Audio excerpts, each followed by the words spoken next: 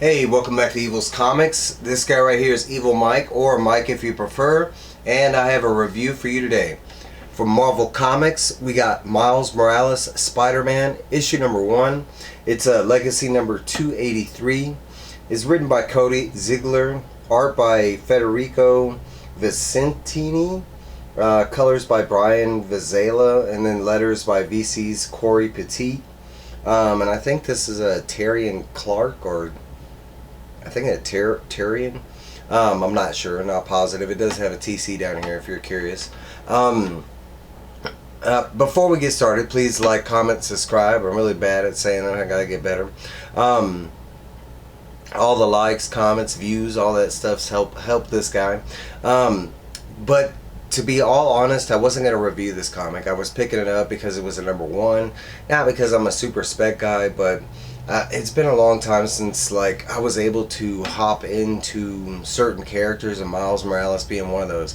This technically, I think, is the first solo Miles Morales comic I've ever read. I didn't read any of his Ultimate stuff. I've never read any of his the Champions or any of that. So I'm fresh to Miles. I know some things about him, his power set, stuff like that, but as far as what his life has entailed and what he's gone through, not so much. So I'm always kind of worried when I pick up comics like this, because you never know how they're going to throw you in there. Are they going to fill you in with some gaps? Honestly, if this is the continuation, is this what we're going to see from Marvel, then I'm all in. First off, the paper is hands down some of the best paper I've seen from Marvel in a long time. The art inside is fantastic, and the first issue was excellent. So let's get into it.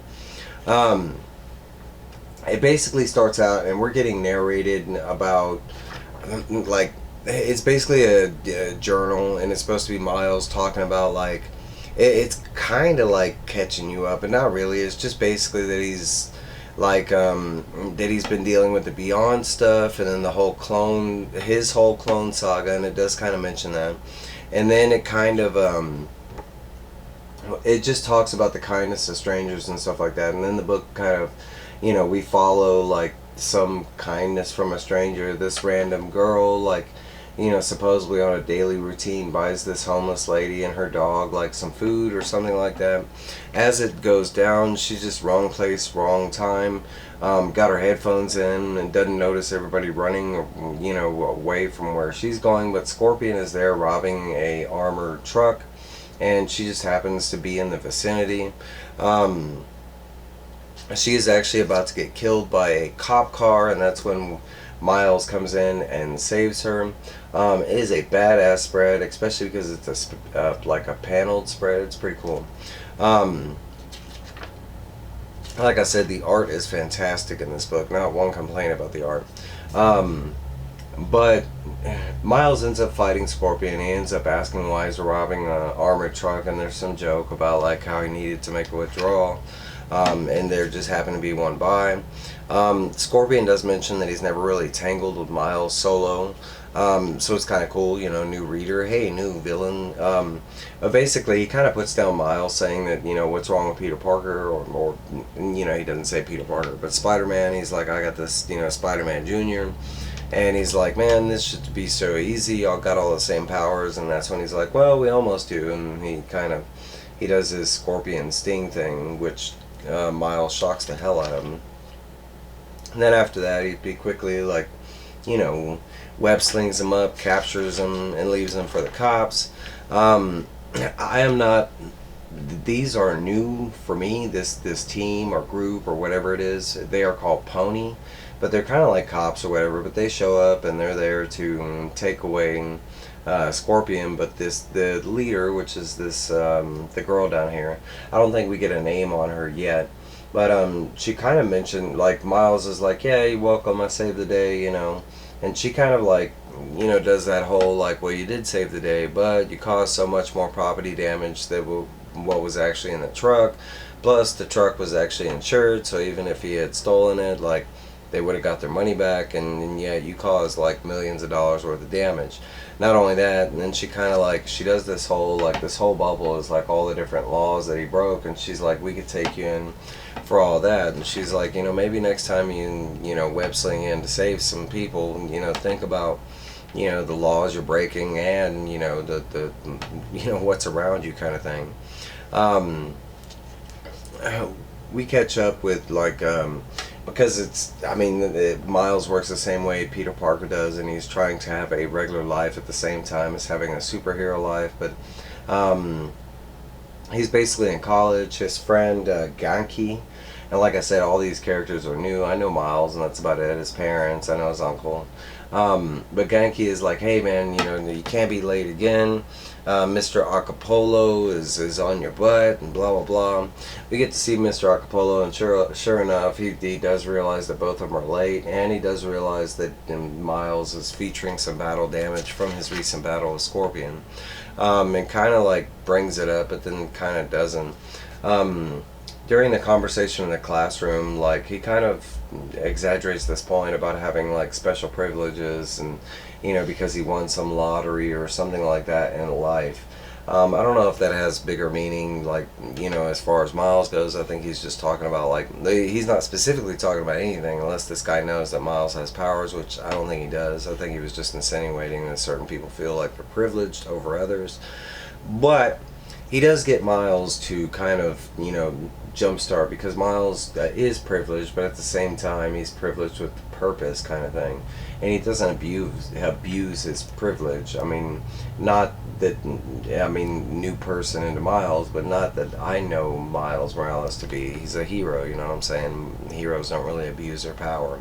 That makes them villains. I know, for me, I was kind of curious to find out who he was kissing. I don't know who he's dating or whatnot. So I was kind of hoping she would be featured in the book. She's not, as far as like her person, but I think this is her. It's Tiana or Tanya, or I'm not sure how to pronounce that. I'm sorry, this guy's bad with names. I want to believe it's Tanya, but basically, like, he's kind of like, when we catch up with Miles at this point, it's like he's just being overwhelmed. He's dealing with like all this stuff from the Beyond, the whole clone saga, dealing with being a hero, and probably a whole bunch of other stuff that I don't know about.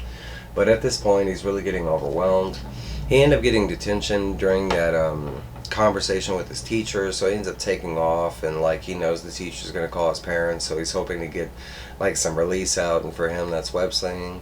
His parents do call, and his parents are badass. They're like, hey man, as long as you just keep talking to us, we'll be there for you. We know you're trying to live these two lives, and other people don't realize that.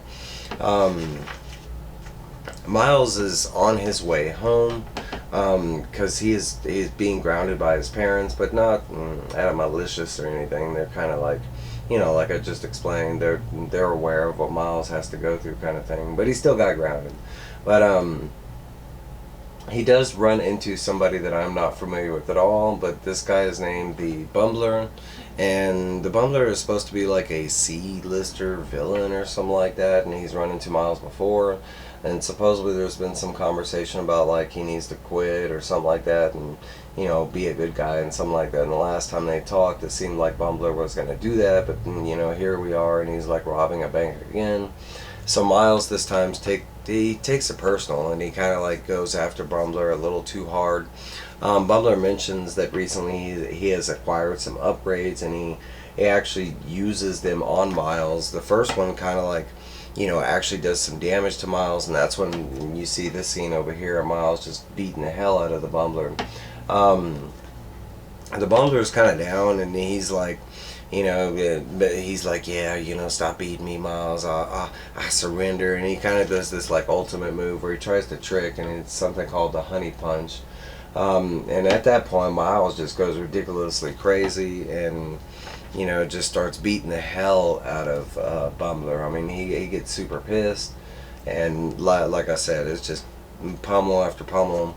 They even show like that his face, like before it was all like friendly looking, and now it looks very, mean and violent looking.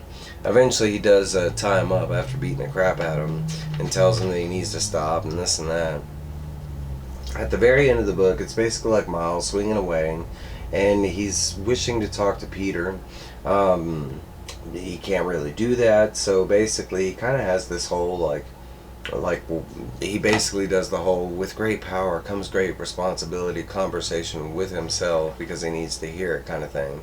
He's having doubts, all the overwhelmingness of both lives kind of thing.